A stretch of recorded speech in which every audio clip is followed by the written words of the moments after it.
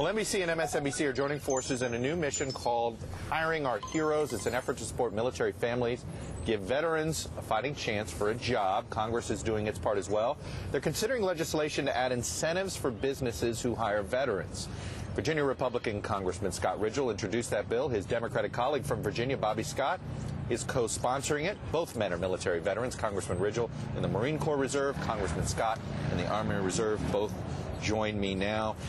I want to put up this stat, gentlemen. The veterans' unemployment rate right now, 12.1%. It's 8.7% for the civil population on average in 2011. It is worse for veterans. And yet that oddly seems like a head-scratcher because of how much training you get. I mean, you would think these would be the best people to hire. Why is there struggle? You know, Chuck, they are, and thank you for bringing attention to this important matter.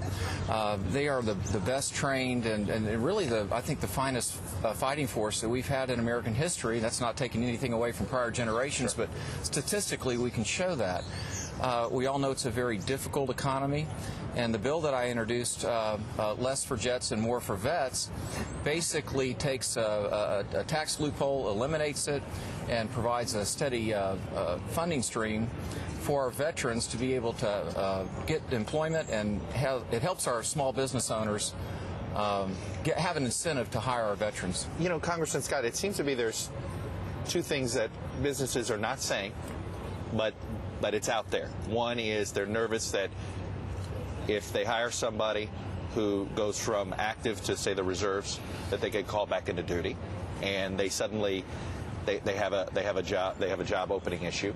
The second thing is this concern that maybe these deployments are going to make them lesser employees. Well, I don't think there'll be lesser employees, but the fact is that these veterans now have been deployed a lot more than ever before. In the Vietnam War, basically you served one tour and that was your commitment. Mm-hmm. People are now serving 3, 4, 5, 6 tours. And particularly in the reserves, we were in the reserves, we never got activated, and there was no expectation of being activated. I mean, you knew it was always a chance, but it just didn't happen. We need to make sure that we reduce the number of deployments so that when people join the service, particularly the reserves, they're not activated year after year after year. Hey, Congressman, are you concerned that maybe all the attention that we give in the media, and it's all of us, and it's proper attention, PTSD in particular, right, that all this attention we're giving to some of these issues that some veterans are having when they come back from these wars sort of unintentionally affects an employer?